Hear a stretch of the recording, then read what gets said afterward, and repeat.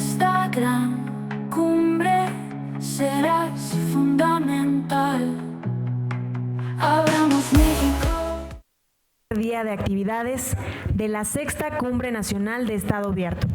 Abramos México hacia un Estado abierto. Este panel, titulado Justicia Abierta en el proceso de las reformas constitucionales, será moderado por Peter Sharp, consultor internacional. Adelante, por favor.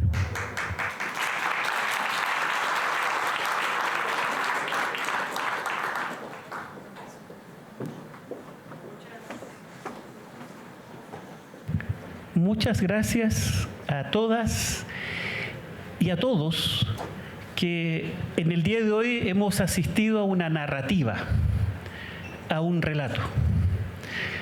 Y también hemos recurrido a la historia de cómo, y quiero partir refiriéndome a Adrián Alcalá, que hoy me explicaba en un café.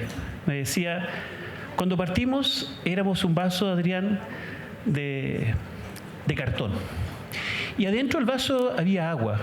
El agua es la transparencia. Era frágil el vaso, que al mojarse por mucho tiempo podría disolverse.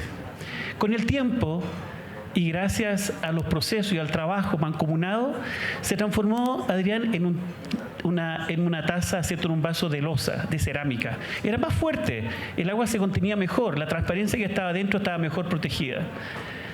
Pero más tarde, creando mecanismos de participación, generando diálogos ciudadanos, levantando cada piedra en México. En ese México vacío se transformó en un cuenco de acero. El agua que está dentro, me decía Adrián, y cito porque la autoría es tuya, el agua que está dentro es la transparencia. Y la idea es que cuando esa agua se vierte en ese cuenco de acero, todos puedan beberla. Esa es la esencia del INAI.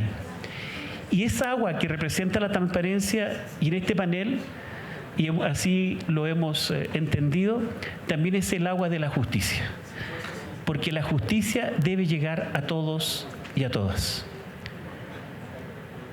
Edgar Rubalcaba nos acompaña a propósito de la Red Académica de Gobierno Abierto de México.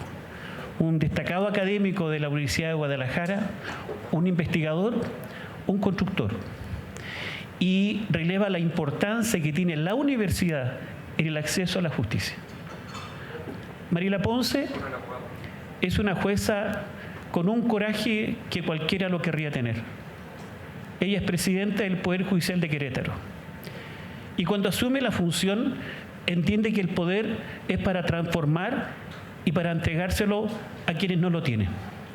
Y así crea el Observatorio Ciudadano, donde hace un hincapié en dos elementos: cómo elegir jueces de alta competencia y respetando la carrera judicial. Y en segundo lugar, que las contrataciones públicas sean con el máximo de transparencia. Eso se llama coraje. Eso se llama instalar una nueva forma de acercar la justicia a los demás. Y hace 2 semanas, el 15 de agosto, estuvimos firmando la Declaratoria de Justicia Abierta, que es una nueva voluntad política para seguir avanzando en el acceso a la justicia.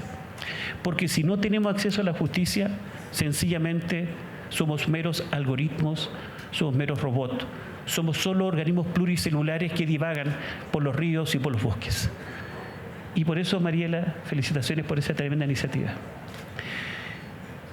Laurent Potin es una mujer, y perdónenme por esta introducción, pero creo que es necesario saber quiénes están acá presentes. Es una mujer que entrega su vida entera en la lucha por la justicia. Y lo ha hecho con un coraje, con una determinación. Y a veces, cuando hemos conversado con Laurent, ella se siente en medio de la batalla, en el fragor de la batalla, un poco cansada. Pero a los 3 minutos nuevamente se reincorpora y con una profunda resiliencia sigue avanzando en la Fundación para la Justicia. Es una fiel representante de aquella mujer que ama a México y, por supuesto, la justicia, y se juega la vida en ello. Francisco nos conocimos en una conferencia que dimos el Consejo para la Magistratura hace algunas semanas. Y cuando terminamos la conferencia, conversamos con Francisco y me dice: Peter, podemos hacer algo para seguir avanzando en este proceso de acercar la justicia, de transformar el poder en un servicio hacia la justicia. Y en eso estás trabajando y creo que hay un tremendo peregrinaje en aquello. Y yo solo soy un obrero más y me ha correspondido asumir como panelista. Lo he hecho con todo cariño y espero que hoy día tengamos una conversación de tal manera que ustedes, los estudiantes, especialmente de alguna facultad de Derecho, estudiantes jóvenes, futuros y presentes de México, hagan lo siguiente: entren al bosque y cuando salgan más alto que los árboles. De eso se trata esta conversación. Tenemos 2 preguntas gatillantes. Cada uno de los panelistas tendrá solo y escasos 6 minutos. Si hablaran de sus historias, tendríamos que esperar una semana, porque cada uno habla con su biografía. Pero solo son 6 minutos y trataremos de ser lo más... es un tremendo esfuerzo hacer un resumen del trabajo en 6 minutos. Y luego habrá una segunda ronda de 3 minutos. Pero además advertir que en cualquier momento se va a incorporar, ¿cierto?, la senadora recién electa de la República, Cintia López Castro, que si llega se incorporará también al panel. Y luego haremos una conclusión final. Entonces, la primera pregunta gatillante, y quiero dar la palabra en ese orden a Mariela Ponce, magistrada presidenta del Poder Judicial de Querétaro, dice: considerando la justicia abierta en el contexto mexicano, ¿qué mecanismos legales e institucionales en materia de justicia abierta debería considerar la reforma constitucional en curso? Querida Mariela.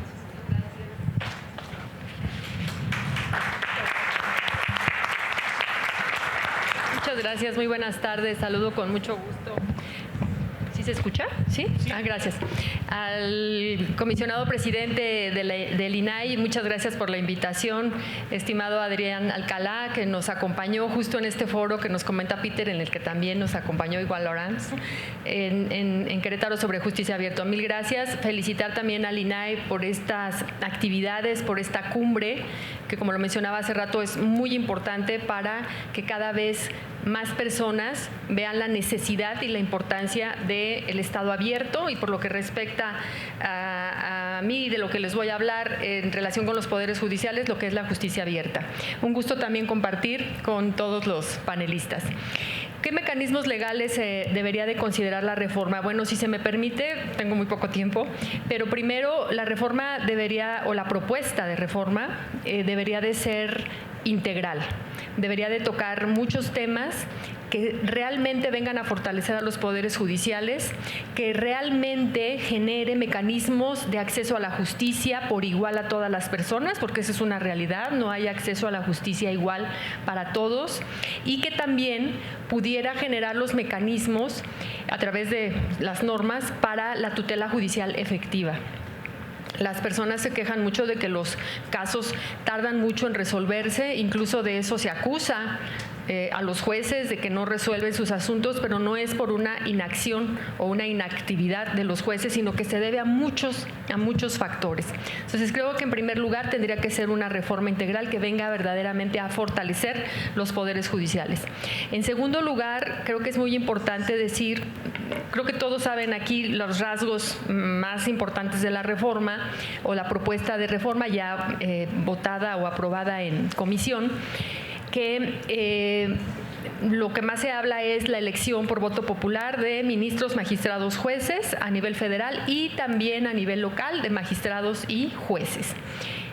Conocimos la iniciativa presentada el 5 de febrero por el presidente de la República. Después conocimos el dictamen que ya se aprobó y que desde mi punto de vista y muy respetuosa, sí debo de decir que es un dictamen este segundo dictamen que salió peor. O sea, no pensamos que podía ser peor lo que iban a incorporar en ese dictamen, en donde no hay experiencia que se pida para quienes vayan a ser jueces, ni siquiera edad, solamente que hayan pasado 8 de su carrera profesional o 9 en materias, yo creo que en todas, porque dice que relacionadas con la impartición de justicia.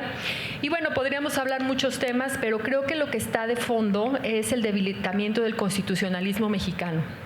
Está en juego el debilitamiento de la separación real de poderes, que aunque nuestra Constitución lo siga diciendo, no va a ser una realidad. ¿Por qué? Porque el Poder Judicial es el poder contramayoritario. Y si el Poder Judicial no ejerce esos contrapesos en relación con los otros dos poderes, como mexicanos en general debemos estar muy preocupados. Esto no es un tema que ataña solamente a los jueces, a los magistrados, a los ministros, sino que debe de preocupar principalmente a todas las personas. Y de ahí contesto la pregunta. Hemos avanzado mucho en este neoconstitucionalismo. El artículo primero, que se reforma en 2011, nos dice todo gira en torno a la persona. El centro de todo es la persona y sus derechos. Esta propuesta de reforma o este dictamen ya aprobado no toma en cuenta eso. ¿Por qué? Porque si no se cuida la independencia de los jueces, quien está corriendo el riesgo es la ciudadanía. Desde la Declaración Francesa de los Derechos del Hombre y el Ciudadano, en el artículo 16 se dice que si no está establecida la separación de poderes es un Estado que no tiene constitución. Y creo que eso es lo que deberíamos de reflexionar mucho sobre pues, lo preocupante que está la reforma. Además de que se tendrían que haber generado cómo fortalecer a los poderes judiciales, mecanismos de acceso a la justicia y tutela judicial efectiva, es decir, que la justicia realmente sea pronta.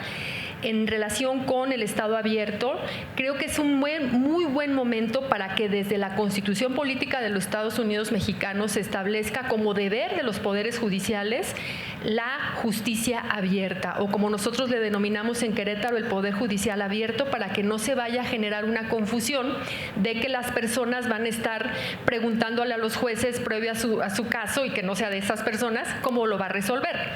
No, el Poder Judicial ejerce muchos actos de gobierno judicial que tienen que ser comunicados y en el que nos tenemos que abrir a la sociedad.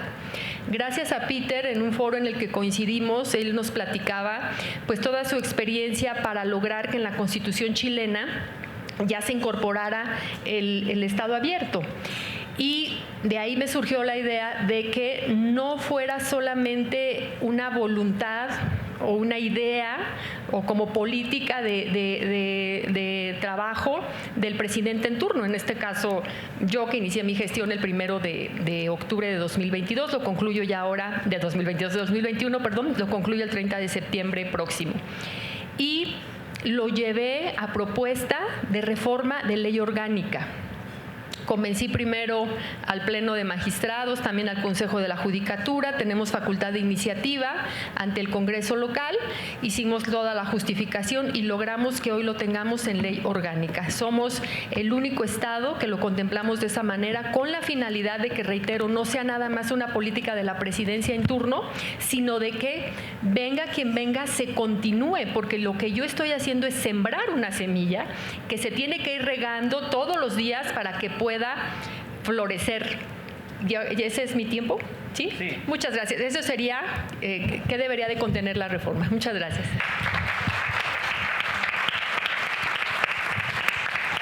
Muchísimas gracias, Mariela. Muchísimas gracias porque además somos testigos de ese trabajo en terreno y atreverse a ser disruptivo, como conversamos con Oscar Oxlack hoy día durante la mañana.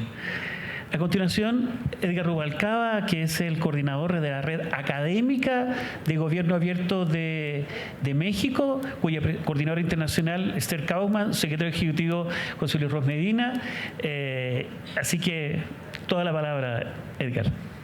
Gracias, Peter, y gracias al INAI, Adrián Alcalá, comisionado presidente, a todos los comisionados, por dar y sacar agallas en estos momentos, ¿no? Creo que es importante reconocer en este sentido que el INAI no deja de proponer estos espacios de reflexión donde converge sociedad civil, la academia, interesados en los temas, funcionarios públicos, a hacer una reflexión sobre un Estado al que quisiéramos aspirar, ¿no? Y dentro de esos temas está la justicia abierta, ¿no? Que es el tema que nos atañe.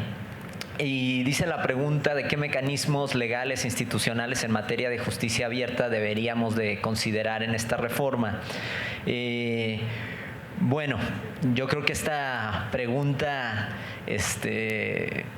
no se la plantearon los que iniciaron este proceso porque hicieron algunas cosas como estos foros, que hay un gran convergencia en la idea de que fueron unos foros de simulación en donde, si bien se hablaba de diferentes cosas, estas pues no llegaban a tener la capacidad o no incidieron en los proyectos de los que ahora hablaba la licenciada, doctora, me imagino. Y bueno, el enfoque de justicia abierta pues bebe mucho de los principios de apertura gubernamental, de la transparencia, de la rendición de cuentas, de la participación ciudadana, de la colaboración. Y en este sentido voy a ser muy puntual de algunas acciones que yo creo que debería de avanzar la justicia abierta. Por ejemplo, en términos de transparencia y acceso a la información, creo que deberían de avanzar en la publicación accesible de sentencias, resoluciones judiciales en formato abierto y comprensible para la ciudadanía. También en facilitar el acceso a la información, a la justicia hacia todos los ciudadanos, respetando la privacidad y confidencialidad cuando esto sea necesario. También desarrollar plataformas digitales que permitan la consulta de expedientes judiciales en tiempo real. Sí, creo que es un camino hacia donde se tiene que avanzar esta justicia abierta.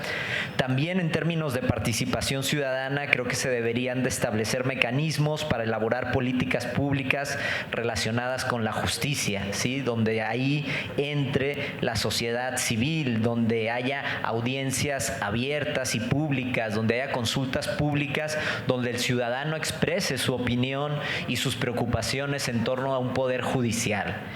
También en términos de innovación tecnológica debe de aprovechar las nuevas tecnologías, ¿no? El COVID en México fue todo un detonante para modernizar la impartición de justicia en México, y esto no tendría que haber pasado, sino que las mismas instituciones tendrían que estar preocupados por utilizar las nuevas tecnologías para tener mecanismos de resolución de conflicto, dar seguimiento a juicios, etcétera, ¿no?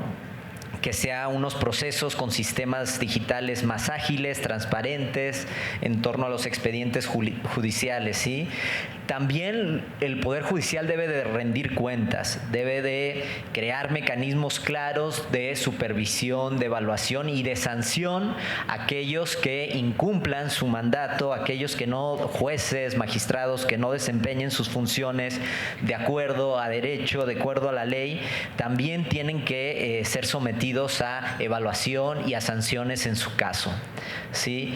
La colaboración también va a ser muy importante, la colaboración entre el Poder Judicial y diferentes instituciones, entre las instituciones gubernamentales, entre la sociedad civil, la academia, los organismos internacionales. Debe de haber una política que obligue que haya una retroalimentación entre estos diferentes órganos para impactar y mejorar los ecosistemas de justicia, así como el establecimiento de convenios para avanzar hacia buenas prácticas en la impartición de justicia, ¿no? Esos yo creo que son algunos de los puntos que se deben de resaltar, ¿no? Y en boga, claro que lo que preocupa, lo que está ahora en boca de muchos, es este tema de la elección del voto directo de jueces y magistrados. Yo sí creo que representa un retroceso en términos de avanzar en el Poder Judicial, que está en juego el constitucionalismo y sobre todo el control de los poderes públicos, ¿sí? Del poder político. El poder político se debe de controlar. Hay muchas instituciones, el INAI es una de las instituciones que juega un rol importante como mecanismo de control del poder político, de que no se excedan, de que no lo malucen. En este sentido, yo creo que sí es muy importante el control político en este sentido, y por lo tanto que haya independencia en los poderes públicos, ¿no? Y bueno, la justicia abierta va más allá de solo mejorar mecanismos de transparencia, eficiencia en el poder judicial, ¿no? También va hacia fortalecer la confianza hacia los ciudadanos, asegurar que sea accesible esta impartición de justicia, que sea justa, equitativa para todos, ¿sí? Y en este sentido también mencionar que que si avanza esto que pareciera que estamos avanzando hacia un nuevo régimen, un nuevo sistema político, esto académicamente tiene una definición. Cuando un gobierno busca la anulación de los controles democráticos, la degradación de la deliberación pública, la limitación en el acceso a la información, y la confrontación directa con el Poder Judicial y la sumisión de un poder legislativo, a ese sistema se ha estudiado, no lo digo yo, lo dice la literatura, como una autocracia electoral, y realmente yo no quisiera avanzar en un sistema hacia ese sentido. Por eso la reflexión, por eso resistir, por eso que las voces críticas, académicas, expertas se deban de escuchar hoy más que nunca, porque yo creo que podrán desaparecer las instituciones, podrán reformar leyes, pero la agenda ciudadana habrá que continuar y no rendirse. Gracias. Muchísimas gracias, Edgar. Para contextualizar, el proyecto de reforma constitucional contempla la elección de los ministros de la Corte Suprema de manera directa al año 2025 y con un periodo de campaña de 60 días. Se reducen los ministros de 11 a 9 y el periodo de vigencia de 15 a 12 años. Y además contempla esta reforma constitucional el voto directo de los 1.600 jueces de la República. Y además la sustitución del Consejo de la Magistratura y crea 2 órganos, un órgano administrativo federal y un tribunal de disciplina judicial. Sobre esto, quería Laurent la pregunta: ¿qué mecanismos legales e institucionales en materia de justicia abierta debería considerar esta reforma en curso? Muchísimas gracias, Peter. Muchas gracias a Linay y a Adrián por la invitación. Es un gusto enorme, la verdad, participar en esta mesa con mis compañeras y compañeros tan admirados y además que son amigos queridos. Para empezar, quisiera resaltar que la reforma judicial propuesta por el Ejecutivo plantea la necesidad de mejorar precisamente la legitimidad de las personas juzgadoras y del Poder Judicial. Y efectivamente no es algo nuevo que los poderes judiciales no tienen muy buena fama. En México, de acuerdo con la NVP 2023, 30% de las personas dijeron confiar poco o nada en sus jueces. Ahora, la idea de los promotores de la reforma es que dicha legitimidad provenga precisamente de las elecciones populares, ¿no? Por voto popular. Y sin embargo, hay experiencias internacionales, en particular en Bolivia y Estados Unidos, que son 2 de los 3 países, por cierto, muy pocos países, que cuentan con mecanismos de designación por voto popular de sus jueces, y no de todos sus jueces, solamente de algunos en algunos niveles, a diferencia de México, que en realidad sería como el único que plantearía renovar a todos sus jueces de esta manera. Esta experiencia internacional demuestra que la elección popular no necesariamente garantiza la legitimidad de los jueces, porque para llegar a sus cargos o conservarlos, los jueces tienen que adoptar prácticas propias de los políticos. Y esto no abona a generar una mayor confianza ciudadana en ellos. De hecho, es importante recordar que los poderes políticos en general no gozan de mayor legitimidad que los jueces en la actualidad. Pero además es importante precisar que la legitimidad puede venir de otros lugares, de otros mecanismos que no son el voto popular y que no fueron contemplados desafortunadamente en la reforma judicial que se está discutiendo. Y parte de estos mecanismos son los mecanismos de justicia abierta. Hay que recordar, lo mencionó Edgar, que la justicia abierta se basa en 3 pilares: la transparencia, la rendición de cuentas y la participación o colaboración ciudadana. A ver, ¿cómo puede entonces la justicia abierta dar legitimidad a los jueces y a los poderes judiciales? Primero, esta legitimidad puede venir de procesos de selección meritocráticos realizados con transparencia y participación ciudadana, como dicho sea de paso, lo recomiendan los estándares internacionales. esta participación ciudadana no se debe de entender como voto popular, sino como la posibilidad, por ejemplo, para la ciudadanía de opinar sobre las personas que aspiran a los cargos de juez, magistrado o ministro, o de observar los procesos de designación para asegurar que estos cumplan con la normatividad, las convocatorias y todos los requisitos que se deben de cumplir, como sucede de hecho en Querétaro, donde el Observatorio Ciudadano del Poder Judicial creado por Mariela tiene la tarea de vigilar los procesos de designación de las personas juezas y dar mayor certeza a esos procesos. Y de hecho esto ha funcionado, a mí me consta, yo estoy en un taller con organizaciones de sociedad civil en Querétaro, donde había mucha gente que no conocía el trabajo del observatorio, y cuando se les dio la oportunidad de conocer ese trabajo, la verdad cambió por completo su percepción sobre el Poder Judicial. Entonces, un excelente ejemplo de cómo la rendición de cuentas puede fortalecer la legitimidad del Poder Judicial. Pero la legitimidad también puede venir ex post, es decir, una vez ya que el juez ha sido nombrado, mediante mecanismos de rendición de cuentas que permitan a las personas conocer mejor el trabajo de las personas juzgadoras y evaluar su desempeño. Y ahora, ¿cómo pueden rendir cuentas los jueces? Pues un primer paso lo mencionó Edgar, es mediante la publicación de sus sentencias, algo que ya existe, de hecho, porque la Ley General de Transparencia se reformó, de hecho, con un impulso de sociedad civil, varias organizaciones reunidas en el colectivo La Justicia Lo Justo es que sepas, y se empujó esta reforma y se aprobó en agosto de 2020 para obligar a los poderes judiciales a publicar todas sus sentencias. Ahora, esto pues es un primer paso, y como lo comento, te estoy citando mucho, Edgar, pero como lo comento, Edgar, me parece que para que realmente esta obligación tenga sentido, efectivamente esas sentencias tienen que estar en un lenguaje mucho más accesible, tienen que ser sentencias mucho más cortas, porque en México parece que buscamos ganar el concurso de la sentencia más larga y más compleja de entender. Entonces yo creo que hay varias cosas que podrían hacerse, con todo respeto, Mariela, pero hay varias cosas, y además sé que Mariela empujó un ejercicio en su Poder Judicial para buscar que las sentencias sean en lenguaje más accesible.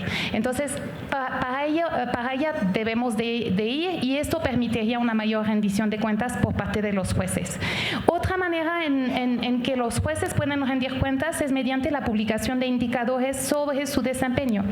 Como de hecho lo empezó a hacer un juez argentino de la ciudad de Buenos Aires que se llama Pablo Casas, quien empezó en 2016, abrió una cuenta de Twitter de su juzgado, en ese momento se llamaba Twitter o X, y allí empezó a publicar el horario de sus audiencias, sus sentencias, cuántas audiencias realizaba cada mes, el tiempo que duraban, y poco a poco le fue agregando otros temas, y voy a concluir, pero les quiero acabar de contar esta historia, porque el juez contó que a raíz de esta publicación que él decidió hacer, porque está convencido de la necesidad de la transparencia, se dio cuenta que su equipo y él tenían un incentivo autoinfligido, para decirlo, de siempre mejorar esos indicadores.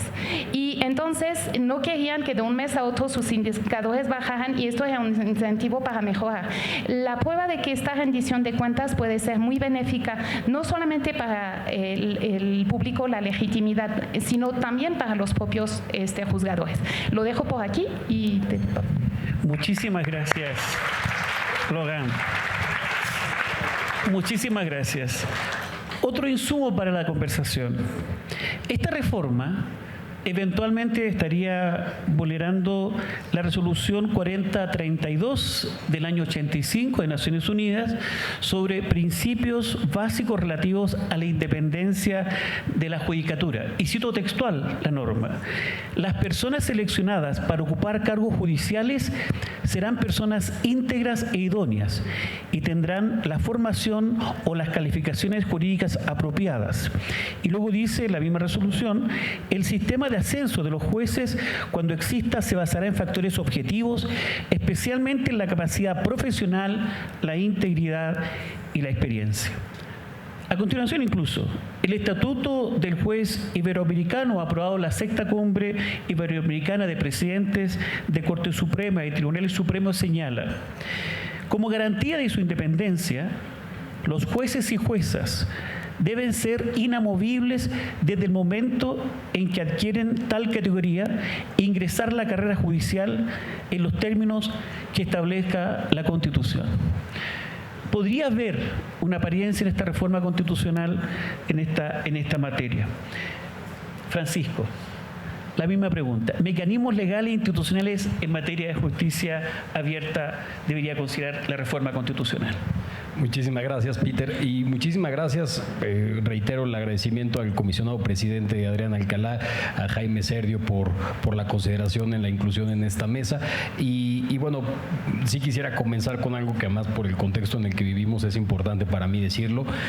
Yo trabajo en una institución que como esta es una institución colegiada, por lo tanto lo que yo pueda opinar aquí es a título personal. Tengo que decir esto, es importante también para evitar cualquier tipo de confusión. Y antes de empezar, decir que estoy verdaderamente agradecido y muy contento de estar presente en la que fue mi casa hace 10 años, cuando el INAI estaba conformándose. Y cómo responder a esta pregunta, ¿no? ¿Qué mecanismo debería de considerar la reforma constitucional? Yo también voy a citar a Edgar.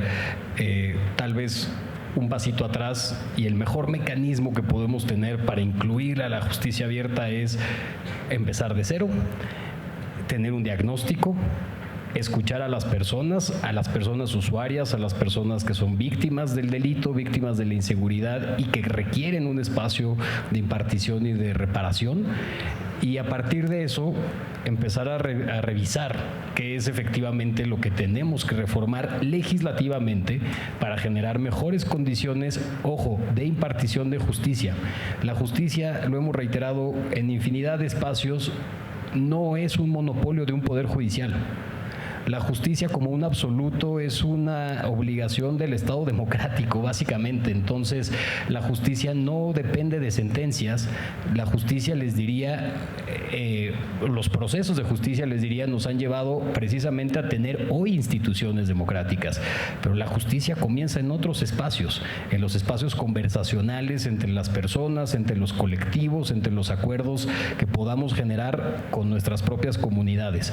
Llamarle a esto una reforma de justicia, pues nos queda muy corto. ¿Y cuál es el principal mecanismo que pienso que deberíamos de tener? Y voy a utilizar un poco la expresión mecanismo muy a mi conveniencia. No tener, como acciones, pues, no tenerle miedo a la conversación compleja, ¿no? La democracia va mucho más allá de votar cada 3 y 6 años. La justicia va mucho más allá de emitir una sentencia entendible. La justicia es, ante todo, una experiencia personal. ¿Verdaderamente estamos dando a los poderes judiciales la experiencia de justicia a quienes lo necesitan? Partamos de esa pregunta. ¿Qué es lo que está haciendo esta reforma que tiene como base 2 irreductibles en palabras del presidente de la República y del grupo parlamentario de la mayoría abrumadora? Precisamente hay 2 irreductibles: el voto popular y un tribunal disciplinario. En ambos casos no son condiciones democráticas. Lo que se está pidiendo en ambos casos es a la población tener una deferencia ciega por la decisión de una mayoría. Se está negando la posibilidad de que haya una pluralidad, una distinción, una diferencia entre las opiniones, pero sobre todo yo tengo 12 años de haberme titulado, de ser abogado, y tengo casi 18 de haber empezado la carrera. Y desde que yo empecé la carrera, la discusión de una reforma a la justicia es una aspiración total. ¿Qué podemos hacer? Tomar y aprovechar este momento. Tomar y aprovechar este momento sin tenerle miedo a la discusión profunda. ¿Cómo democratizamos al Poder Judicial? ¿Cómo generamos condiciones de accesibilidad a la justicia? ¿Y cómo generamos condiciones institucionales para que la justicia como principio no se quede como un absoluto metafórico y verdaderamente cobre sentido? Y quisiera citar ahí el último título del doctor Gargarella, que tiene un nombre precioso, que se llama Construir al derecho como una conversación entre iguales. crear condiciones en las cuales se generan interfaces o intermediarios para las decisiones de las personas no es justicia abierta, no es democratizar, no es generar condiciones para un diálogo entre iguales.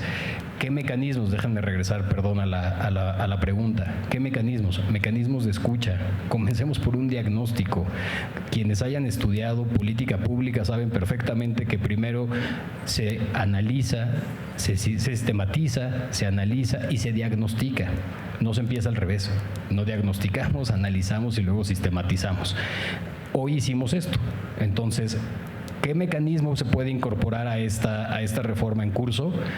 No votar esta reforma y comenzar de cero con un verdadero espacio para que la población, para que el pueblo en toda su pluralidad pueda ser escuchada. Y sobre todo aceptar que estamos hablando de un elemento muy complejo, que es multifactorial, que no va a resolverse con sentencias más cortas, que por supuesto se necesitan, que no va a resolverse con un lenguaje mucho más sencillo, que por supuesto que se necesita, sino que además de esto va a tener que acompañarse de una política pública educativa que efectivamente accesibilice el conocimiento. Y dejo esto como última reflexión, porque nos atañe también. Hemos tenido un problema de comunicación desde los poderes judiciales. Las abogadas y los abogados tenemos este malestar en el cual decimos, contrátame para salvarte. ¿De qué? De lo que te va a pasar si no me contratas. Y hemos construido un contexto lingüístico en el que nos volvemos necesarias, nos volvemos necesarios. Eso no es una conversación democrática. ¿De dónde comenzamos? ¿Cómo comenzamos? De manera multifactorial, con todos los actores, con todas las personas que tengan algo que decir, universidades, asociaciones, organizaciones, colectivos, comunidad, para poder verdaderamente hacer una reforma que incluya a todo el ecosistema de justicia. Muchísimas gracias. Muchísimas gracias, Francisco. Francisco da un pase hacia qué podemos entender por justicia abierta. Seguramente los jóvenes pueden hacerse la pregunta, bueno, estamos hablando de justicia abierta, pero ¿qué es? Desde la doctrina, que la definición que yo comparto, que ya han adoptado algunos poderes judiciales, se entiende, y a propósito de lo que dice Francisco, la justicia abierta es un diálogo, es una conversación permanente de todo el ecosistema.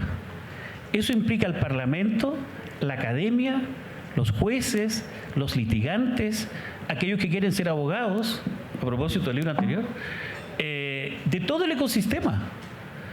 Y por lo tanto no puede ser solamente un monopolio de un órgano del Estado. Y quizás lo que falta en este proceso, al parecer, es profundizar el diálogo democrático.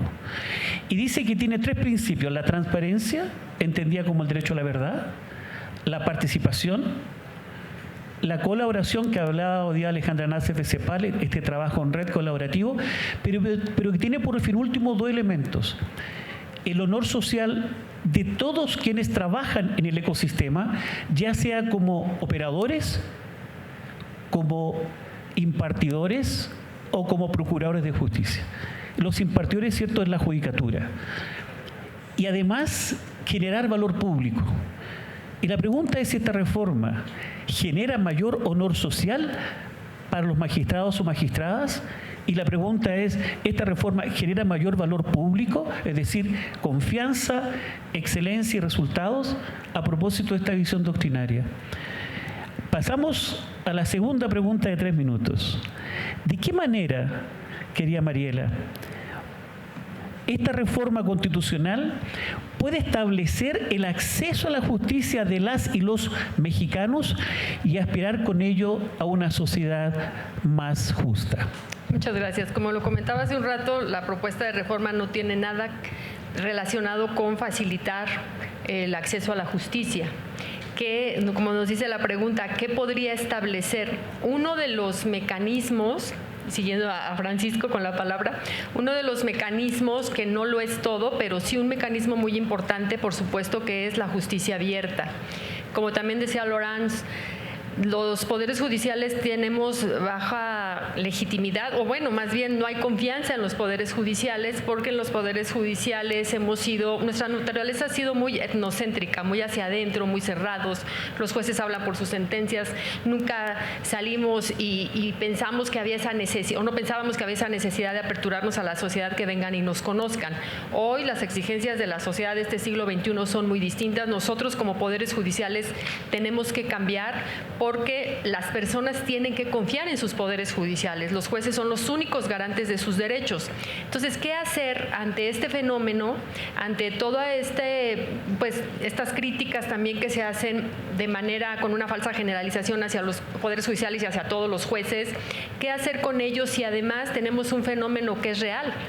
Cada vez son más los casos que tenemos y nuestro personal no incrementa conforme o en la proporción de esos casos. Entonces, tenemos que ser muy creativos, tenemos que hacer mucho trabajo al interior. Yo he trabajado mucho con sistemas de gestión. Cuando somos jueces aprendemos de nuestros titulares y nos esforzamos mucho en la materia civil, familiar, mercantil, dependiendo de qué materia sea juez.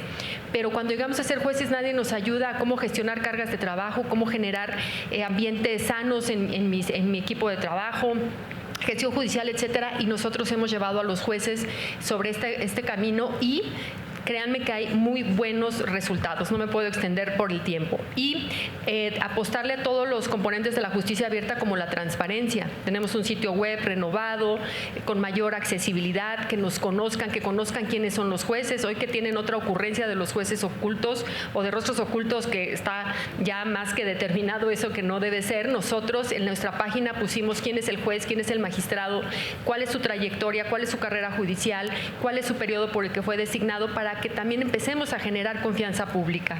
También tenemos campañas en donde vamos a las comunidades, a las escuelas vienen con nosotros y les decimos cuál es la función que tenemos, qué hace el Poder Judicial. Y como ya lo mencionaban hace un rato, el Observatorio Ciudadano, respecto de dos temas bien importantes. Como las personas no eligen a sus jueces, los jueces no deberían ser votados por elección popular. Llega uno a presentar una demanda y por designación aleatoria se designa un juez. Entonces, como los jueces no son elegidos por las personas, quiero al juez primero, quiero al juez segundo, etcétera, le tenemos que decir a la ciudadanía de qué manera se elige a los jueces.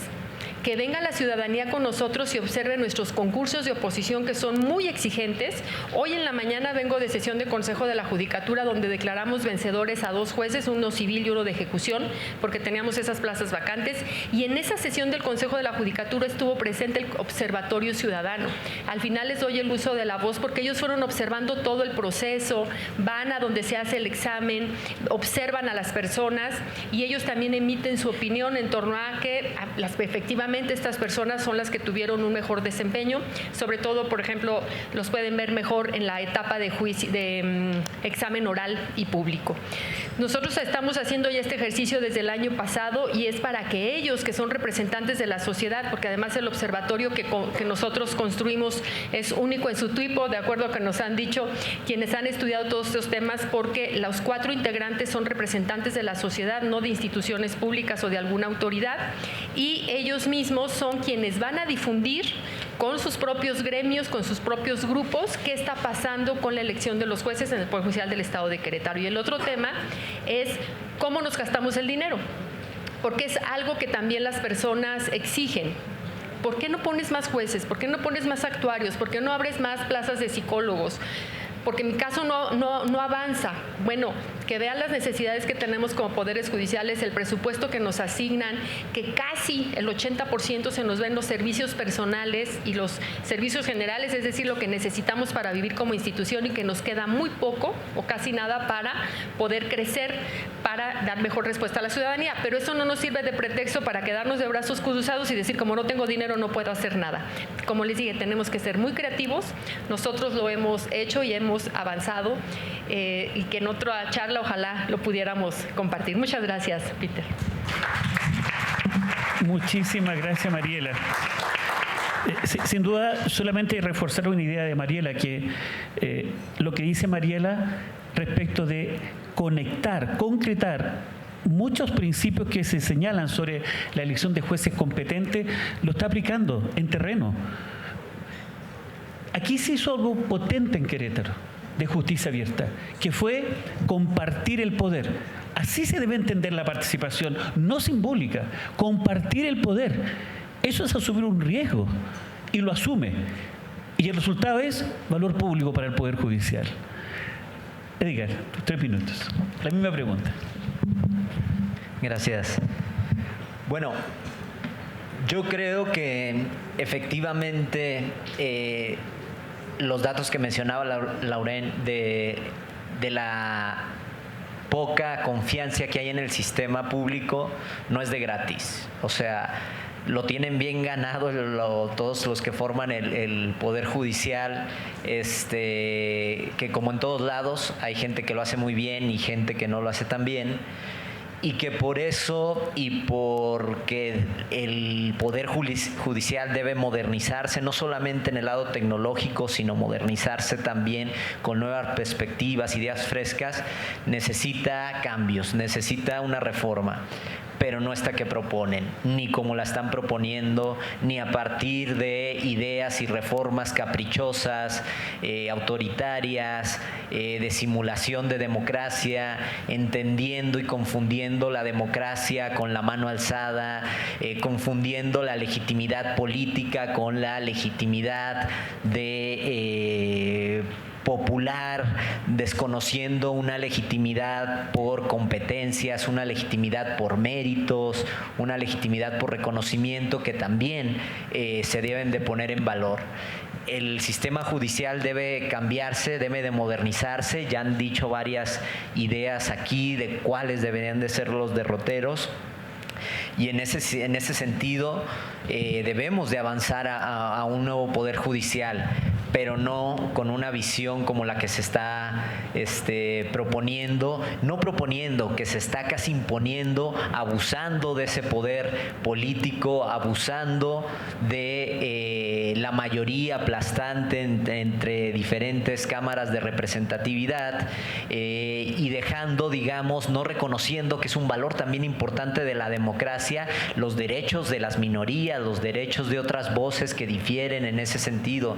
Por lo tanto, sí considero importante que se avance en ese sentido. La justicia abierta, también comparto la idea que ya se mencionaba de que debe de institucionalizarse, de que no debe de quedar a juicio del magistrado, del juez que la quiera aplicar, sino que debe de ser un elemento transversal que debe de aplicarse en este sentido. Debemos de evitar la simulación, ¿sí? No es bueno confundir la democracia por la decisión de las masas o la legitimidad que tiene una Cámara de Diputados y de senadores por ser elegidos por un voto y anulando toda la participación, todas las ideas, toda la inteligencia colectiva que puede surgir, ¿no?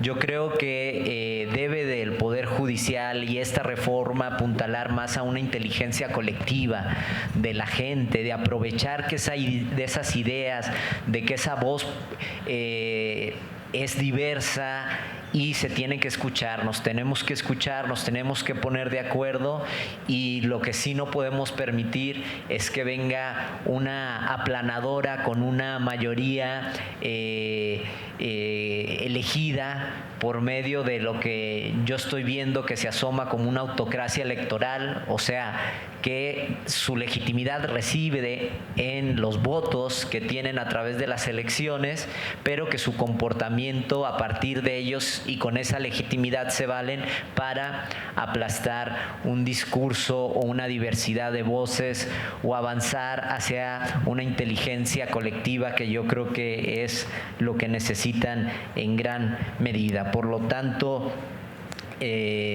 pues no debemos de aceptar reformas caprichosas, debemos de reforzar nuestros mecanismos de control y decir no a una autocracia electoral. Gracias. Muchísimas gracias, Edgar.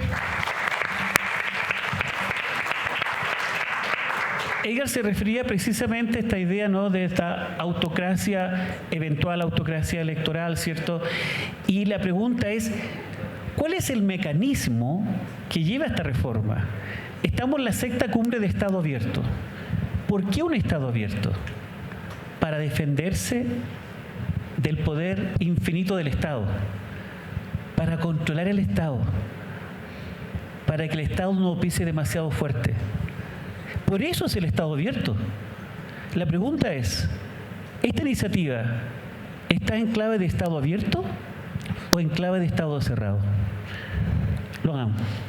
Pues es una muy buena pregunta que es distinta de la que se planteaba, pero no quiero dejar de responderla porque creo que es importante decir que si bien hubo una simulación de foros, diálogos organizados por el legislativo, yo tuve oportunidad de participar en uno, quiero decir que no era más que una simulación y que desafortunadamente la idea de un parlamento abierto no fue respetada, que quede claro por si alguien tenía la duda, no fueron escuchadas las críticas, ni mucho, o sea, las críticas no importa, las propuestas, se hicieron propuestas y se nos dijo en nuestra cara que no había propuestas. Paréntesis cerrado. Para responder a la pregunta, desde la Fundación para la Justicia, el colectivo La Justicia que Queremos, coincidimos en algo con quienes promueven la reforma, y es que es necesario mejorar nuestra justicia y urgente hacerlo. Y se necesita hacerla más eficiente, más rápida y ampliar el acceso a la misma. Desafortunadamente, como hemos dicho, la iniciativa no plantea nada para hacer más accesible la justicia, sino que busca la captura política del Poder Judicial, hay que decirlo con todas sus letras. Bueno, dicho esto, al contrario, la implementación incluso de la reforma implicaría, como hemos dicho, remover a todas las personas juzgadoras del país en un periodo de 2 años. No solamente son los 1.600, 1.500, un poco más, juzgadores federales, sino 5.000 juzgadores locales. Imagínense lo que representa esto en términos de parálisis del sistema de justicia cuando se cambian a personas que saben hacer su trabajo por personas que no tienen ninguna experiencia en la impartición de justicia y se los cambia de un día para el otro. Entonces, en lugar de ampliar el acceso, mejorar la eficiencia, va a tener el resultado completamente opuesto. Pero en clave propositiva, quisiera decir que existen muchas maneras de ampliar el acceso a la justicia y se puede ser creativo, como me encanta, Mariela siempre dice que hay que ser creativos, yo siempre coincido con esto. Una de las cosas es ampliar la posibilidad de las personas de acceder a la justicia sin representante legal. Mis amigos abogados me van a odiar si digo esto, pero la verdad, los abogados cobran mucho y la justicia es cara. Si queremos ampliar la justicia, necesitamos que las personas puedan acceder para ciertos casos sencillos, ciertos trámites, porque a veces son más trámites que juicios, casi, que lo puedan hacer de manera pues sencilla y sin tener un abogado. Esto ha sido implementado en Chile para ciertos casos y ha tenido muchísimo éxito. Otra idea, fortalecer las defensorías públicas. Bueno, ya se me acabó el tiempo, pero si me dan unos minutos más, a nivel federal la reforma de Saldívar, entonces se llamaba así, la reforma Saldívar supuestamente iba a permitir fortalecer la defensoría pública a nivel federal. ¿Alguien ha buscado fortalecer las defensorías públicas a nivel local? No he escuchado ninguna propuesta en este sentido y es urgentísimo esto. También desarrollar los mecanismos alternativos para de solución de controversias. No deberían de llamarse mecanismos alternativos, debería ser la puerta de entrada al sistema de justicia. Deberíamos empezar por allí. Esto implicaría evitar que los conflictos crezcan y que lleguen a judicializarse y que los que se judicialicen sean los que realmente necesitan de un juez para resolverlo. Yo diría fortalecer los poderes judiciales locales, de nuevo, son la puerta de entrada. No tienen los medios, Mariela es una dama y una dama y no habla de las grandes necesidades que hay en los poderes judiciales locales, pero parte de los problemas de ineficiencia, de retraso, de rezago, tiene que ver con que no tienen los recursos suficientes. Y si se le da recursos suficientes a los poderes judiciales, que se le hagan más estrictos los controles sobre el ejercicio del presupuesto. Esto yo completamente de acuerdo. Y finalmente apostar por la justicia digital me parece muy importante. Y esto solamente son algunas ideas, pero hay muchísimas propuestas que se pueden tomar en cuenta. No hay que creer el discurso de que no hay propuestas sobre la mesa. Ha habido muchas, solamente que no se escucharon. Muchas gracias. Muchísimas gracias, Logan. Los 3 minutos y el exceso vale siempre la pena, ¿no? Solo leer un artículo, un párrafo de la Constitución del Estado de Guanajuato del 2018. Y dice el artículo 36. Los poderes del Estado deberán regirse bajo los principios de parlamento abierto, gobierno abierto y justicia abierta. ¿Cómo compatibilizamos esta reforma constitucional con la Constitución de Guanajuato que dice bajo los principios de justicia abierta, que es lo que hemos conversado hoy día? Francisco. Muchísimas gracias. A ver, ¿cómo empatar esta reforma con estos principios que se acaban de leer? ¿De qué manera puede establecer acceso a la justicia y aspirar a una sociedad más justa? ¿De qué forma? No votando esta reforma. O sea, ¿de qué forma? Entendiendo y haciendo un llamado a la siguiente legislatura de que asuma la responsabilidad histórica que tiene en las manos. Nuevamente reiterarlo, yo tengo 18 años de que estoy involucrado en estos temas, porque antes estaba en la preparatoria, pero esta es una conversación que se tiene hace muchas décadas. No comenzó en 1994, viene mucho más atrás. ¿De qué manera entonces se pueden incorporar? Empezando de nuevo. La legislatura va a tener en sus manos esa responsabilidad histórica, para bien y para mal. En ese contexto, pues, sumarme a las propuestas que se han escuchado en esta mesa, particularmente estas dos últimas que nos hace Lorenz, de fortalecer a las defensorías, fortalecer al Poder Judicial, tener más juezas, más jueces por un porcentaje de población, subirnos verdaderamente a las condiciones internacionales y a los estándares mínimos que se establecen, 65 por cada 100,000 habitantes, estamos en 4 juezas y jueces, abrevar de las experiencias de todas aquellas procesos de justicia restaurativa, transicional, que nos dan como muestra las disposiciones que las comunidades han tenido y que no venga de manera horizontal desde el Estado, como si las personas no supiéramos lo que nuestros derechos significan. De esta forma, pues ya no se... esto no está involucrado con un tribunal de disciplina, no está involucrado con jueces sin rostro, no está involucrado con una votación popular. Esto no es democratizar, lo quisiera reiterar muchas veces, pero mucho menos, como bien lo decía la magistrada Mariela, mucho menos es accesibilizar a la justicia.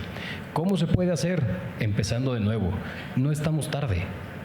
No estamos tarde, es una historia, es una narrativa, no estamos tarde, se puede comenzar de nuevo. Y comenzar de nuevo implica tomar la ola y la opinión pública y el interés que la opinión pública ha generado en este tema. A las personas que intentamos hacer una pedagogía jurídica, esto nos ha ayudado muchísimo, porque ya no tenemos que decir, oigan, acuérdense que hay un poder judicial. Hoy somos la base de la conversación pública. Aprovechémoslo. Y quisiera, que sea un reiterativo, de qué manera la reforma constitucional esta puede establecer el acceso a la justicia y aspirar con ello a una sociedad más justa, no votando por ella, comenzando de nuevo, escuchando a las personas, escuchando a las experiencias, escuchando a quien tiene algo que decir y sobre todo generando espacios abiertos. Muchas gracias. Muchísimas gracias, Francisco. Logan, ¿quieres agregar algo? Sí, no sé si... Sí, ¿se puede? No, se puede. Hablando de participación, discúlpenme, estoy abusando del tiempo. Hablando de participación ciudadana, es el momento de demostrar el apoyo que tenemos a nuestra independencia judicial. Si no lo hacemos ahora, ya no tendremos democracia mañana. Disculpen.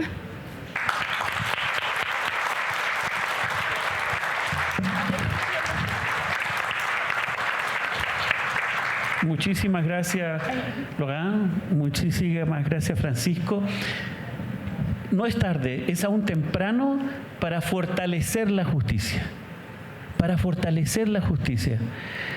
Yo la verdad que me siento un privilegiado de haber escuchado a Edgar, a Mariela, a Logan, a Francisco, y quedarme con algunas ideas que trato de hacer lo más resumidamente posible, pero ha valido la pena esta narrativa. Aún es temprano para, como no todo está perdido, hay mucho que hacer.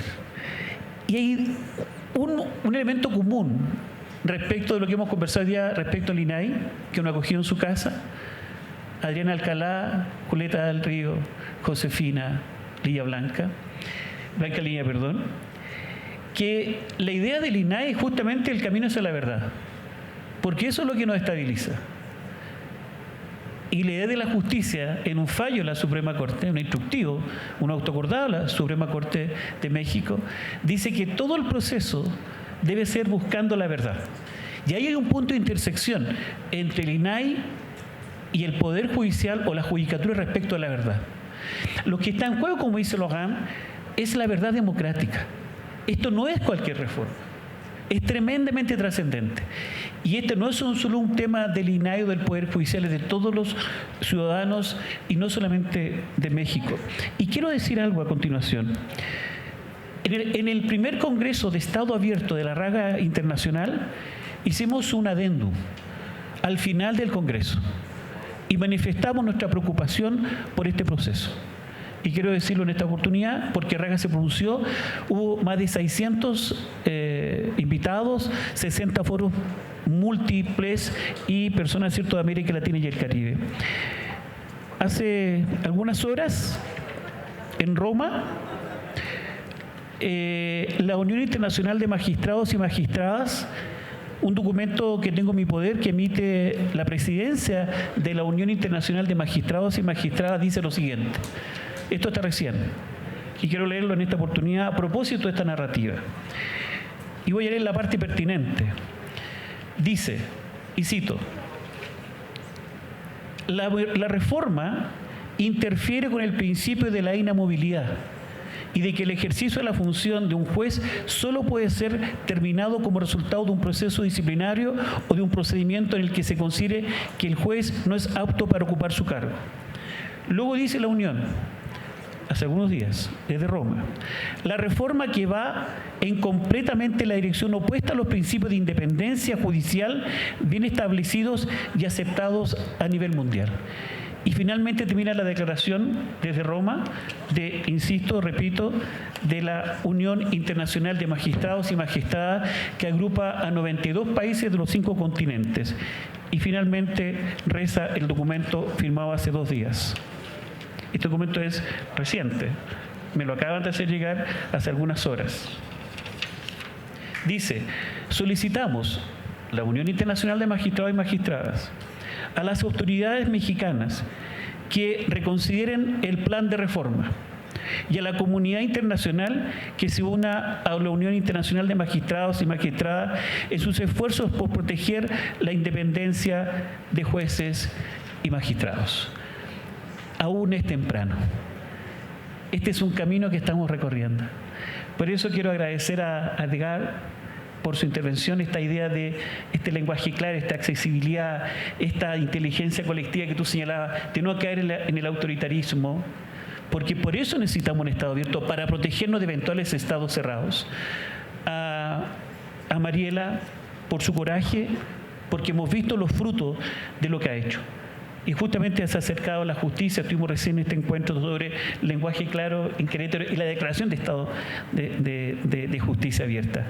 A Logan, que no solamente desde la razón, sino que desde la emoción, porque está totalmente involucrada, como muchos en este proceso, y a Francisco, que no obstante pertenecer a un cuerpo colegiado, tuvo también el coraje de hablar individualmente, pero sin duda es muy probable que también todo el cuerpo colegiado es muy probable que esté también de acuerdo con lo que acabas de decir. Yo quisiera, no quiero ser la última persona en intervenir, pero solo quiero darle 30 segundos a cada uno para que cierren. No quiero cerrar yo porque creo que ustedes son los protagonistas de este espacio. 30 segundos porque siempre hay algo que faltó decir. Mariela, Edgar, Logan y Francisco, por favor, en ese orden. Pues solamente como conclusión de estas dos preguntas, decíamos que los poderes judiciales tienen bajos niveles de credibilidad. La justicia abierta o los componentes de la justicia abierta son mecanismos adecuados para lograr la confianza pública en el Poder Judicial y para lograr la legitimidad. Todos tenemos que trabajar, no solamente los ciudadanos, también nosotros, principalmente como poderes judiciales, para que todos sigan teniendo un juez en México. Muchas gracias, Edgar. Bueno, no, pues solamente resaltar que lo que está en juego es mucho, lo que está en juego con la reforma al Poder Judicial nos afecta a todos, incluso a quienes la están promoviendo. O sea, es un barco que quieren hundir y no saben que ellos también van ahí, y en ese sentido, porque ellos, sus familias también no van a necesitar de la justicia. Y si queremos una justicia imparcial, tenemos que fomentar los valores democráticos, la división de poderes, los controles, y no dejarnos engañar que una mayoría votada es suficientemente legítima para cambiar y decidir por todo un país. En una democracia avanzada se tienen que escuchar a todas las voces, se tienen que poner en valor, tiene que haber una democracia deliberativa de argumentos, y eso, digamos, es a lo que debemos de aspirar, y no a mayorías que vengan a imponer sus ideas, sus intereses en un sentido autoritario. Gracias. Muchísimas gracias, Edgar. Logan. Hablé demasiado, pero nada más decir que sí, lo que está en juego con esta reforma es nuestro Estado de Derecho, nuestra independencia judicial, y la independencia judicial no es un privilegio de las personas juzgadoras, es un derecho que tenemos todas y todos a que los asuntos que nos atañen cuando tengamos que ir a un juzgado, que nunca es porque estamos muy felices de llegar allí en general, pues sean decididos con base en los hechos y el derecho, y no con base en intereses, presiones políticas, económicas o de cualquier otra índole. Eso es lo que está en juego, nada más ni nada menos. Muchas gracias. Muchísimas gracias, Logan. Francisco. Muchas gracias. Me quedo con la idea de, o sea, lo que hemos dicho, lo que han dicho, pero con la verdad. Y cuando lo que peligra es la verdad, lo que está en riesgo es la existencia. Y lo que estamos ahorita jugándonos en riesgo no solamente son las inversiones económicas, o la inversión extranjera, el desarrollo público, no, lo que está en juego es la vida digna. Y cuando ponemos en juego la vida digna, estamos poniendo a un Estado que es completamente suicida, es en contra de sí mismo. El Poder Judicial tiene mucho que cambiar, aprovechemos esta ola para transformarlo, pero no a costa de la vida, ¿no? Entonces, muchas gracias. Muchísimas gracias. Queremos agradecer el espacio, el silencio a la Casa de la Transparencia del INAI, a lo que se suscribió hoy día este convenio, ¿cierto?, de colaboración entre CEPAL, INAI y RAGA Internacional. Y como se dijo en esta oportunidad, hay mucho que hacer todavía. Y siempre conversamos con Adrián que este es una suerte de peregrinaje. Como decía Mariela, hay un juez en México, como esta figura de un juez en Berlín, ¿no? Y el camino es largo y no es fácil. Pero es el momento de comenzar ya a caminar y despertar, como dice Logan. Y ese despertar depende de todos y cada uno. La justicia no es un tema del Poder Judicial, sino de todos quienes formamos parte de una democracia. Buen camino, muchas gracias, a seguir avanzando en este camino hacia la verdad. Agradecemos las valiosas intervenciones de las y los panelistas. Los invitamos a ponerse de pie y a hacer una toma de fotografía oficial.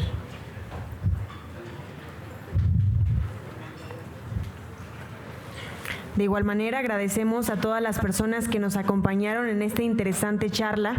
Con ella damos por terminado el primer día de actividades de esta sexta Cumbre Nacional de Estado Abierto.